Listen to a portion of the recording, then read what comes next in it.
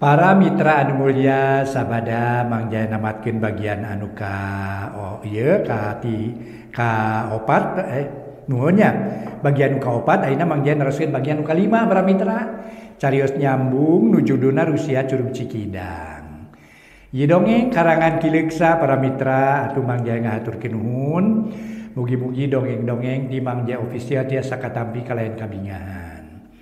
Wargi-wargi Mangjaya di mana lijina nu sami-sami ngabandungan dongeng, mugi-mugi tiasa nyugemakeun etang-etang hiburan pang beberah mana. Carios nyambung judulna Rusia Curug Cikidang karangan Kileuksa. Atuh para mitra Rusia Curug Cikidang gitu. Buah-buah carios naon we nyangakeun we para mitra eta nya. Kantos kapungkur ngadangukeun uripinanya di radio tah ayeuna para mitra nya hitung-hitung nostalgia cenah mulangkeun paninungan Mang Jaya tah jangan baheula mah ngadepong cenah di radio gitu.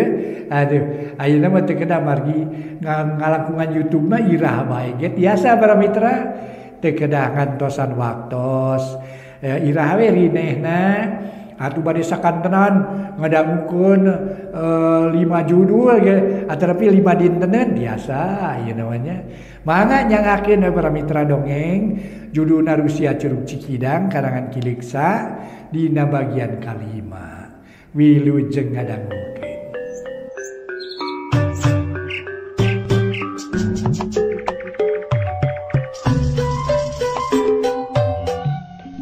Para mitra kaum dangu wilujeng ngabandungan carios nyambung judulna nyaeta Rusia Curug Cikidang. Ayeuna nincak bagian kalima, para mitra kaum dangu mangga urang lajengkeun harita teh mangkuri parantos jag-jag. Janten henteu repot teuing teu damangna sabada ditarekahan ku Kimanta. Kumaha terasna dongeng para wargi sadaya mangga urang sami-sami bandungan. Carios nyambung judulna Rusia Curug Cikidang karya Kileuksa dina bagian kalima. Mang Jaya sapara kanca ngahaturkeun wilujeng ngabandungan. Taterusna para mitra sadaya mangkuri pada ngariung-riung bae bari ngarobrol. Sagala dicaritakeun bari diselang ku barang dahar. Lantaran Bioon geus sadia kadaharan keur nyuguhan nu ngariung. Pokona manyuguhan kaki manta nutas capek jeung aki antri nutas narekahan nu gering teh. Atuh teu wudu rada rame di dinya teh sararea saruka bunga. Sabab nu gering geus cager deui najan can jag-jag oge sararea ngarasa yakin yen mangkurip bakal cager sabihara bihari. Sangeus kadenge bedug lohor jalma-jalma mimiti barali. Nungtutan pating laleos malah akhir nama aki antri jeung Kimanta. Marulang kitu deui Bah Jilun jeung Nuliana sararea barali heula ka imahna masing-masing. Ari mangkurip geus hayang ngalantung di tepas hareup komo lamun ku Bioon teu dicarek mah hayang ngalantung di buruan. Ngan teu diidinan bisi karugrag deui. Atungan bisa katepas we wungkul diuk dina samak bari nempokeun kaayaan di luar. Asa pangling nempok kaluar teh kawantu ampir sabulan ngaringkuk bae di imah tara bisa turun ka buruan. Asa dina pangimpian aing teh bet kakara ayeuna manggih panyakit nu aneh jiga kieu. Horeng teh aing teh kasarung ka alam siluman. Sabab ku Kimanta kapanggih keur milu manggung cenah. Tapi naon sababna ku aing mah teu karasa. Da teu rumasa aing jadi tukang goong. Tapi sanggeusna dibawa kabur ku Kimanta ka lemur aing ngadak-ngadak jag-jag. Teu aya nu karasa. Teteh lah bener meureun lelemutan aing teh dibawa ku siluman. Di titahna kolan goong. Aneh we mah yeuh. Na keur hajat naon atuh siluman teh? Hanya ka Kimanta teu nerangkeun nu sajelasna. Ceuk mangkurip ngomong sorangan. Panon mah melong bae kaburuan. Keur kitu torojol Bioon nyampeurkeun gek diuk bari ngalahun anakna nu keur nyoo boneka leutik.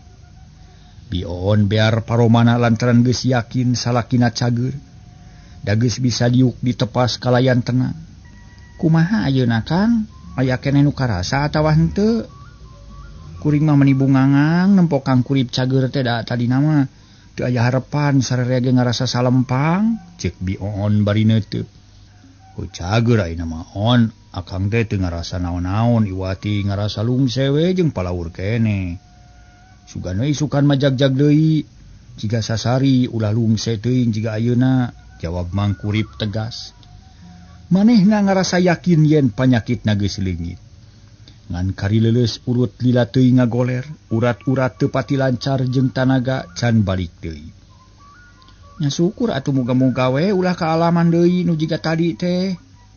Ngan kuring mah rada teu ngarti naon sababna aya kajadian jiga nu peuting tadi. Nanya Kang Kurip teh kungsi jadi tukang goong. Pan biasana mah kana lalajo ge teu resep geuning boro-boro bisa kana nakol goong. Komo ieu mah manggung di nu hajat gede cenah, cek Bioon ngaguar lalakon. Nu kaalaman ku Kimanta nu teu kaharti ku Mang Kurip jeung Bioon sabab asa teu aya hubunganana. Atuh ingon. Sabab eta mah da hese atuh ngabandunganana da puguh di alam siluman can kungsi ka sabah ku akang teh. Eta mah pamanggih jalma nu boga ilmu we kitu sotena, da ku akang mah teu karasa naon-naon. Teu, akang mah teu rumasa jadi tukang goong. Lieur we nu aya, teu nyahona naon akang teh, jawab Mang Kurip tegas. Da nya manehna ge bingung atuh teu rumasa kungsi jadi tukang goong. Komo ari milu manggung di nu hajat rongkah mah. Nah, eta mah siluman we meureun nya nu ngahaja ngaheureuyan ka Kang Kurip jeung ka Kimanta. Tapi kuring mah heran Kang da geuning ari aya kajadian kitu mah. Kang Kurip teh jagjag deui, sigana bae nu dibawa ku Kimanta teh lelembutan akang, sasat meunang ngarebut ti siluman meureun. Da geuning buktina kitu geus dibawa balik mah akang teh cager. Heueuh, kitu meureun lah, tapikeun bae ah. Pokona mah asal salamet we akang mah ulah kateterusan cicing di alam siluman. Ngan ayeuna akang teh jadi mikir on. Yen naon teh? Yen ulin ka sisi Curug Cikidang teh nyaan matak balai. Da tadina mah akang teh teu percaya atuh. Ari geus ngalaman kieu mah lah. Daek teu daek kudu we akang teh percaya da karasa ku sorangan. Tapi silumanana naon atunya nu aya di Cikidang teh? Nah ipri atawa naon da sababasa akang keur ngalacariwu teh di dinya teh aya roe sanca gede pisan. Hampir we sarua jeung catang jame. Malah matana ge mereka bolotot. Reuwas we nu aya akang teh. Ah teuing, nya pantes najan siluman oray oge. Da di dinya mah tempatna matak geeuman, pantesna teh loba guha ka jerona teh Kang. Kawan tu gawir cadas nu sakitu nang tawingna atuh, ceuk Bioon bari ngabiri gidi. Kawas namah kungsi sieun da manehna kungsi ulin kadinya basa can boga anak. Nah geus nyaho kitu on kadinya.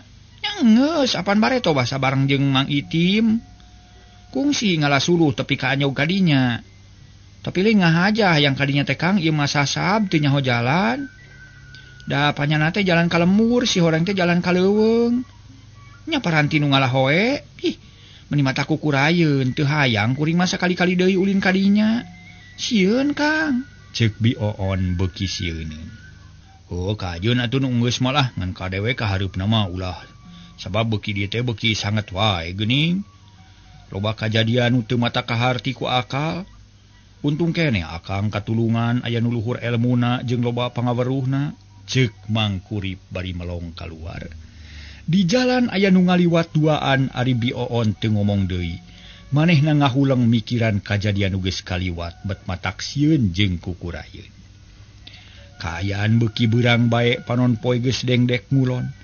Panasna beuki moreret tapi pikeun Mang Kurip mah matak seger. Lantaran awak sok tiris bae ayeuna karasa haneut asa namahan tenaga. Di harita Mang Kurip beuki jagjag bae awakna beuki cangker jeung tanginas. Kana dahar beuki ponyo da puguh keur mamayu.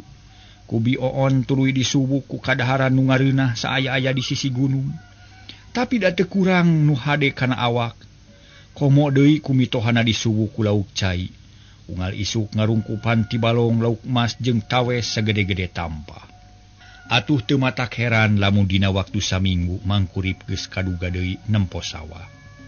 Luntang lantung mapai galeng bari ngalongok pare nu keur sumedeng beuka. Sakapeung sok ulin ka huma pareng geus loba anu reuneuh, hapunten. Pare geus loba anu reuneuh. Tereh rampak, malah hiji dua geus aya nu bareukah. Ari jagong keur meujeuhna mata bangkong, tapi aya oge nu geus barodas tanana kolot. Heuleut sabulan mangkurip geus jagjag waringkas deui. Malah mah bisa digawe sakumaha biasana. Sarerea ngarasa bungah lantaran geus teu matak hariwang. Komo bioon jeung kolot namah bungah nu taya papadana. Da sajabana ti cager teh geus kuat mantuan mi digawe. Sedengkeun di huma beuki loba we alaeun ti mimiti jagong, wijen, kunyit, waluh, bonteng jeung sajabana. Atuh pare nu di sawah beuki kolot bae, malah geus aya nu tereh koneng. Nu hartina tereh panen, puguh kulawarga mangkurip ngarasa bagja. Dan nu gering teh sanggeus cager disampakeun ku panen. Teu matak hariwang maraban daloba dahareun. Peuting deui, beurang deui, waktu asa beuki gancang nyarelekna.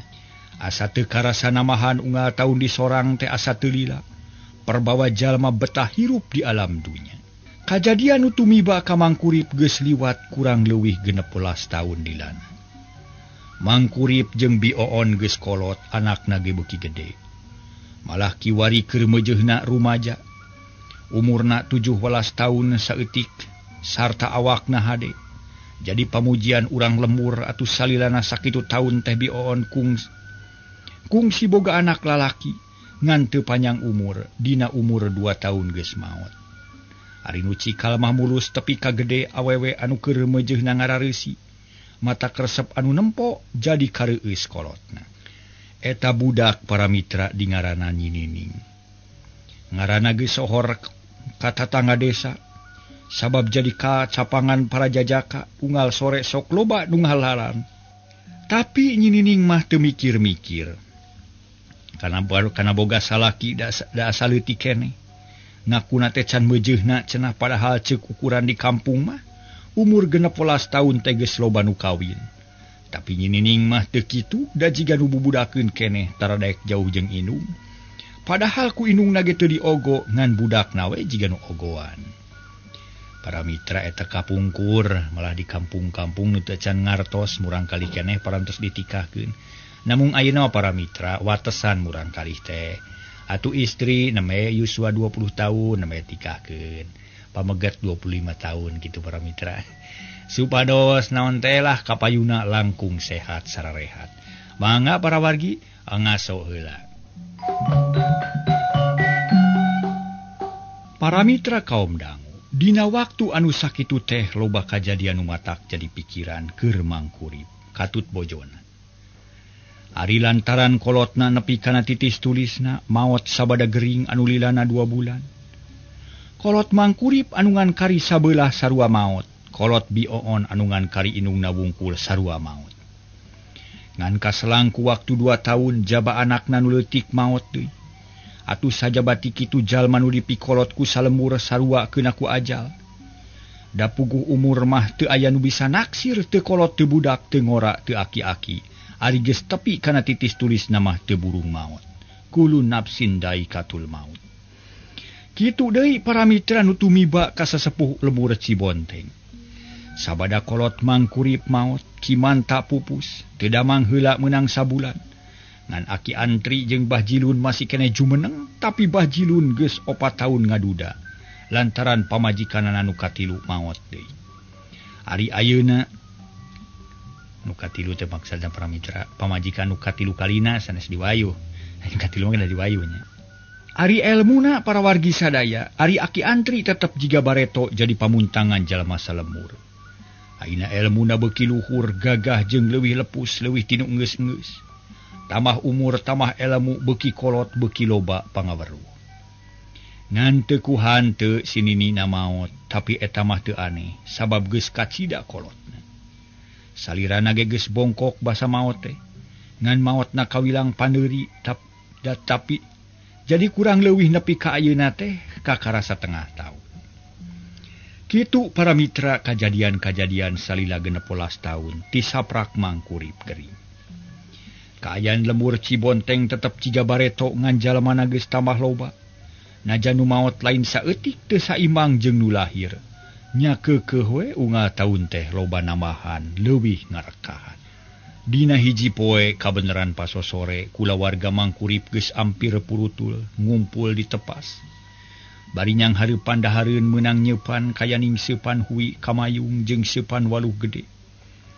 Mangkurip geus robah dedegan da pugu geus tambah kolot kitu debi oon ayeuna mah katara robahna. Nganyinining nu keur meujeuhna kawantu keur meujeuhna rumaja. Jadi bahan catur urang lembur. Nyai, hari tadi aya Bah Jilun ka dieu atawa eueuh? Bapa teh mesen bini taleus keur pelakeun di pasir teh, ceuk Mangkurip bari ngareret ka Nyinining. Nu harita keur nyarane kana bilik bangun tumanina. Teu aya bapa ka dieu mah teu aya sasaha ti enjing oge, jawabna.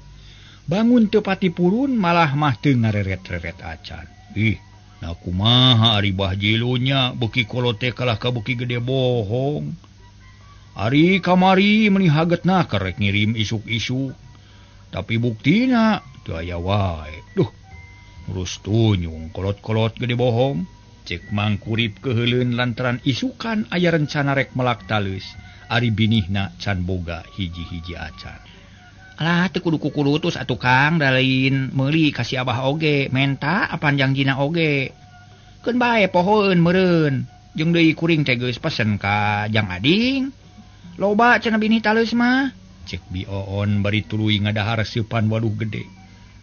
Panon melong kana jandela nu molongo keneh. Di dinya mah awas ka Imah Ading nu kahalangan ku kebon sampeu. Ih, akang ge geus nyarita ka Jang Ading mah. Malah manehna sanggup rek mere. Nganjang jina isukan pabebeurang. Da isu keneh mah reka kota cenah butuh paku keur ngomean dapur. Jadi paling gancang ge tengah poe meureun sedengkeun rencana melak teu pan isuk-isuk. Da sore mah akang teh rek Cimenyan. Nepungan Aki Gantara apan.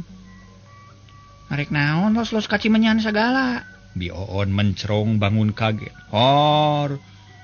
Apaan hayang parabot lain? Akang geus pesen ka manehna sarta ku Aki Guntara geus disanggupan. Rek disadiakeun pacu 2 nu aralus, koret jeung parang katut arit rek dipamilihkeun nu alus. Pokona mah parabot nu dibutuhkeun ku urang sagala aya. Jeung meunang nganyuk deui lah.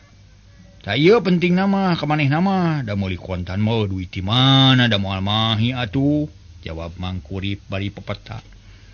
Horeng Aki Guntara tukang nyieun parabot tina beusi, parabot tani nu jeung nu liana. Nya heug wae atuh jeung atuh rek meunang nganyuk mangan kade. Poho kudu meuli etem sakalian lantaran tereh dibuat di sawah. Ari etem nu aya geus mintul, Kang. Temal Bi Oon satuju. Heueuh. Tapi kumaha urusan binih taleus ieu? Si Abah nu kitu teh mah dipesenan teh tara bener wae. Abong duda sok loba ngaleor. Da eta elodan si Bah Jilun mah lah. Kena-kena menta mun itu diperhatikeun. Gubrag para mitra dipipir. Sada aya nu ragrag atuh meuni ngajenghok nu ngariung teh. Mangkurip jeung anak pamajikanana ngareret ka pipir imah. Para mitra kaum dangu, barang breh teh tetela. Bah Jilun nu na binih taleus meuni satanggungan, geus kitu nyampeurkeun ka tepas bari nyusutan kesang. Puguh Mangkurip reuwas jeung era bisi caritaanana kadengieun ku Bah Jilun. Nu tetela teu kanyahoan datangna da jebul ti tukangeun imah. Waduh, kabeneran ya. Aya opieun. Aduh, Abah teh lapar cenah anu nyuguhan. Cing minta caina nyai. Ujug-ujug nyarita kitu Bah Jilun teh. Panon ngagiler ka Nyinining nu keur nyarane kana bilik atuh rada keheuleun Nyinining ge para mitra. Sabab Bah Jilun runut rina teh jiga monyet neuleuh jagong parawargi sadaya. Mangalingi Abah. Kada seueur cai teh mah mangalingi Abah. Ceuk Bi Oon nangtung. Tuluy asup ka tengah imah nyokot cai keur nyuguhan Bah Jilun. Malah Nyinining nuturkeun bari baeud malah mangupat. Aki-aki 7 mulud. Matana jiga heulang neuleuh anak hayam. Teu sudi teuing ngadeukeut anu kitu patut barina ge. Kawas budak ngora we. Kitu ceuk hate Nyinining. Lantaran geus mindeng maneh namanggihan Bahjilun kulat kelet kawas jajaka Kamojang. Malah sok suraseuri gumasep sarta kamang-kamang kurip sok merean dahareun. Nu lain saeutik lantaran ari hartabana nama Bahjilun teh loba. Malah moal salah mun disebut pangbeungharna salemur eta da sawahna ge. Harita Bahjilun geus diuk deukeut lawangan hatena rada ngabedegel. Kawas nu keheul lantaran nyinining kalakang ngejat ngajauhan siga nu sieun dirontok ku Bahjilun. Tapi mangkurip mah ayem we teu kapangaruhan kawas teu malire kana kaayaan Bahjilun. Mawa sabaraha puluh bah meuni 10 mahi 10 petakeun. Wah, mahi mah loba bini taleus mah. Lamun kurang rek nyokoti mah abah. Ditahan we ka batur bisi hoream manggung mah. Bieu ge rada berat mawa sakitu lantaran tara manggung nanggung abah teh tara biasa. Ceuk Bahjilun. Bari ngusapan tak-takna panontung patempo ka tengah imah. Tapi nyinining tetemong deui kalah katorojol bioon mawa cai ente. Nuhun atuh bah tadi nama geus hariwang kuring teh. Bisi nu dijangjikeun ku abah teu laksana. Mangkani geus asa rencana teh yen isukan rek mimiti melakna. Nuhun we ari aya mah moal gagal atuh. Ngan omat we ulah teu ngahampura ka kuring bah sabab tadi teh rumah sangupat ka abah. Dabongan teu aya wae nganteurkeun atuh abah teh nganteurkeun bini. Ceuk mangkurip. Kapaksa terang-terangan nyaritakeun lalampahan basa ngajejeleh Bahjilun. Hahaha. Nah make minta dihampura. Da teu salah mangkuripan teu sabab abahnya anu daya. Geuning hayang kawin ge. Teu aya nu daekeun padahal awewe loba. Jeung di abah teh disadiakeun imah katut eusina sawah jeung kebon lain saeutik. Tapi tetela awewe teh hese ari dihaja-haja mah. Ceuk Bahjilun bari nyokot seupan waluh. Am dihuapkeun bangun segut teu era-era barang dahar di imah mangkurip. Sabab geus asa di imah sorangan kawan tu sobat medok ti baheula mula. Nah elehan teuing atuh bah milihan we atuh da loba awewe mah rek rana rek parawan. Karidak ngawungkul abah mah atuh. Mangkurip seuri tapi manehna teu nyahoeun yen Bahjilun teh aya pikir kadua leutik mikahayang ka nyinining. Malah pangna mineng barang bere ge ngahelaran sabenerna mah aya nu dianjing cai. Ngan teu wani belak-belakan daerah kuhuis. Muhun abah, na make susah-susah milih pibojoeun atuh. Milih si nya-nya. Loba di lemur urang teh nu palayeun ka abah mah ngan malawarantuneun ari nemerakeun eusi hatena mah. Dar boga emutan ari anu waras mah. Kari-kari abahna we sing ngewani-wani atuh abah. Da ipameget malah kantun kawani modalna teh sagar rupi parantos nyampak. Bioon milu nyarita. Panon melong ka Bahjilun nu siga samarampa hate keheul ngadenge caritaan mangkurip. Jeung bioon malah teu buru-buru ngajawab kalah kangupat jero hatena. Mitua burung kalah kanita neangan nu sejen. Aing lain teu nyaho, lain teu ngarti, tapi aing lebar. Lamun nyinining beunang ku batur. Salah ngomong teh mangkurip mah. Padahal mah kop anak kuring kitu meureun dirontok ayeuna. Dasar milik lah ari rek belak-belakan era. Dan nya aing teh geus kolot teu pantes mikahayang ka pantar nyinining. Tapi ari bogoh kumaha atuh? Na salah lamun aing bogoh ka nyinining. Nu saha napeun? Tuh salah wajar lalaki mah. Najan mikahayang kabolon ge. Batur we nu teu ngarti teu nyaho kana kahayang aing. Keun sialah. Aya paribasa sepanjang jalan soreang teu boleh diaspalan. Sepanjang tajan ka sorang moal boleh diakalan ku aing malah. Kitu pikiranana para mitra. Bari kop kana seupan waluh teu buru-buru ngomong dapi pikiran kaweur. Kalah api-api ngadaharan seupan waluh padahal mah karasana teu puguh. Sawangan mah para mitra geus nyipta-nyipta nyinining. Nu tadi kalah ka ngajengkat tuluy ngalelep teu nolol deui. Hal ieu matak jengkel pikeun Bahjilun sabab ti imah keneh geus dipapantes. Pantesnya teh nyinining aya diperpas keur ngadagoan manehna. Tapi ari Jol kalah ngalelep. Mangga singkenging atuh bah da seueur seupan waluh mah. Bilih kurang manyeupan deui we da tadi tas ngala ti buruan. cek Mangkurip bari ngageserkeun wadah supan waluh sina deukeut ka Bah Jilun. Wah, cukuplah sakieu ge wareg, jawab Bah Jilun rada gugup, lek neureuy nu panungtungan regot nginum bari ngaleklek. Sabarahaeun binih taleus teh Abah? Sing puguh ti ayeuna ngarah kuring teu kagok mikiranana, pihargaeunana babakuna mah.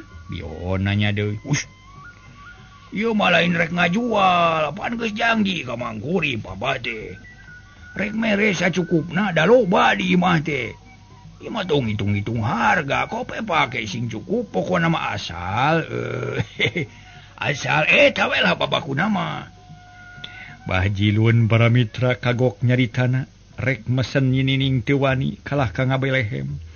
Kawas nu samarampa jeung era ku omongan sorangan. Asal kumaha kitu Bah? Teu ngarti kuring mah naon maksudna Abah nu sabenerna. Kuring mah rumah sarada belet hese ngarti kana gancang poho kitu, ceuk Mangkurip bari neuteub. Manehna nyaan teu ngarti kana caritaan Bah Jilun, malah bioon ge colohok bengok. Ih, ari Mangkurip pokona mah asal alus pepelakanana, kade miarana. Engke ame kapetik hasilna ka ala buahna, supaya sararea ngarasa untung jeung sugema meureun Abah ge kabagean gitu maksud Abah teh. Oh, kitu nya kaharti atuh. Ari dijelaskeun mah. Ku kuring rek dipiara di hade-hade. Ngarah kapetik sari hasilna ka ala rasa buahna. Sing jadi manfaat keur nu merena jeung keur nu diberena. Suami miara taleus mah geus moal gagal sabab kuring geus boga pangalaman atuh Bah. Bah Jilun handeuleun. Lantaran tetep teu wani ngedalkeun pamaksudan nu sanyana. Da kahayang namah lain kitu keun bae binih taleus mah mere, teu kudu diitung-itung hargana, asal nyinining kudu keur manehna. Rek dijieun pamajikan keur silih belaan, da puguh kacida bogohna. Bogoh nyosho cenah para mitra tah kitu nu di jero hatena mah. Tapi teu kedal beda nu kedal beda deui nu matak rada handeueul. Barang geus diucapkeun teh da maksudna mah tetep cicing di jero dada. Sok atuh dileueut Bah, lumayan tacain teh jeung lalabuhna bulutan. Naon atuh da di urang mah ukur nu kitu. Nuhun Mang, nuhun. Temal Bah Jilun bari tuluy nyieun rokok tina daun kawung kolobot jeung bako. Da padudan mah tingaleun. Ari nyinining harita tengah hep-hepe sorangan di kamarna, meuni teu dae kaluar da aya Bah Jilun. Sok hoream patepung sabab tara betah deui dedeuketan jeung kolot nu baberenyen. Asa teu bebas nyarita, teu puguh ngariung, sok seunggah jeung asa-asa. Barang keur ngaharuleng kitu kurunyung aya nu datang para mitra. Hiji jajaka keur meujeuhna belek kesenteng dedegan tegep jeung rupa teu eleh ku batur. Beunang disebutkeun kasep sakitu mangarana Ading. Nu tadi dicaritakeun ku Bioon anak tatangga Mangkurip nu imahna teu jauh ti dinya. Malah ngan ukur kehalangan ku kebon sampe. Ading teh geus lila naksir ka nyinining mikahayang ti keur kagok keneh. Tapi nepi kadanget harita can wani nemerakeun kahayangna, boh ka kolotna, boh ka jinisna. Estu karagok jeung loba kasieun ngan ukur jadi buah lamunan. Jadi bahan panyileukan tapi ari panggih mah mineng. Da indit mah ka kebon ge sok babarengan tapi tetep ngan ukur ngano gencang kasebutna amon sorangan. Geuning Jang Ading nyiap ka dieu ujang. Kabeneran keur ngariung urang ngobrol jeung Abah geura, ceuk Bioon bari ngagupayan ka Ading nu kakara jebul. Malah geus nyerenge seuri lantaran nyahoeun yen di dinya aya Bah Jilun. Sobat medok jeung musuh kabuyutan, ari disebut sobat peda sarua resep nguseup di balungan. Atawa nyumpit manuk di tegalan mun rek ini teh teu boleh babarengan. Alipangna disebut musuh dua-duana pada nyaho masing-masing mikahayang ka nyinining, tapi can wani kedal. Jadi dina hal ieu mah Bah Jilun jeung Ading teh kasebut musuh. Da Bah Jilun ge mikahayang ka nyinining, ti mimiti nyinining mangkat rumaja. Kira-kira umur 14 tahun, komo Ading mah basa nyinining geus mimiti bijil bulu mayang. Manehna mikaresep ngan tepi ka ayeuna can bisa ngawujud. Geus lami Bah, cek Ading bari diuk dina pangbarung. Seuri jiga nu sobat padahal hatena mah panas. pedah kapihelaan ku musuh bisi nyinining kabeng bat ku Bajilun kolot-kolot nu beberenjen. Narek naon ngelos-los ka dieu sading? Pipilun wae sia, cek Bajilun kawas nu keheul. Lantaran asa aya musuh nu ngaganggu kana katengtremanana, asa aya nu ngahalangan pikeun ngajalankeun paniatanana. Padahal moal aya untung jeung rugina da sarua bae kitu. Ih, kunaon ari Abah? Jiga nu ulah ka kuring teh. Keun bae da ieu mah rek ulin jeung naon salahna ulin ka dieu pan mangkurip mah. Tatangga kuring nu pangdeuketna. Abahona mah jauh rek naon los-los ka dieu beurin oge. Ulin teh jauh-jauh teuing bising ieu. Bising sasab ceuk ading bisa pisan malikeunana. Wah, Abah mah nganterkeun bini talus ya. Tu tembol di bibir deuleu. Eta teh kakarab ieu ka dieuna ditanggung ku Abah. Teu tanyakeun ka mangkurip, bising teu percaya mah. Nah, ada kuring rek nguruskeun bini talus naon bedana jeung Abah, pek wae tanyakeun ka Bion. Pan anjeunna pesen ka kuring. Wah, bohong sia. Pipilueun wae sia maneh mah. Bajilun baeud teu pati percaya kana caritaan ading. Ngan samemeh ading nempas Bion miheulaan nyarita, da nya manehna rumasa pesen bini talus. Ai heueuh ujang kumaha bini talus teh? Mun bisa mah ulah beurang teuing lantaran rek dipelakeun isu keneh ku emangna. Kumaha mun ayeuna we atuh ngarasa kalian dipelakeun isukan. Ading geus narik napas rek ngajawab. Tapi Bajilun hareupeut megat kalima. Hayang nimpah ading nu teu bisa minge. Da manehna ge kapake meh maksudna manehna kapake ku indung nyinining da aya pangarahan teh. Wah, teu kudu pesen kasih saling atuh Bi. Keun we ku Abah rek di limputan dah kebon mah. Moal kurang bini talus di Abah loba keneh najan butuh sakebon ge. Keun ke dikirim satanggungan atawa nyokot ka ditu nitahan batur anu gede tanaga. Keun buruhna dibayar ku Abah. Kitu pok-pokana teh para mitra bari pepeta. Ngomong meakeun batur bakat ku hayang kapake. Atuh mangkurip ngan ukur nyerengeh bari neuteub ka Bajilun. Teu nemalan da teu puguh temalainina ngan ading teu bisa nahan perasaan barang cacap cacaritaan Bajilun pok manehna ngomong. Lah, agul ting Abah boga binih talus bargang teh. Tuh nu hade mah binih talus ti kuring moal nu gagal. Jeung di ti kuring mah da teu kudu meuli nyokot we sacukupna.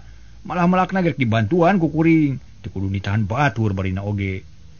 Cenah bari murleng ka Bajilun lantaran yakin pisan Bajilun tema panas ka manehna mung waktosna ka Bujang Seep.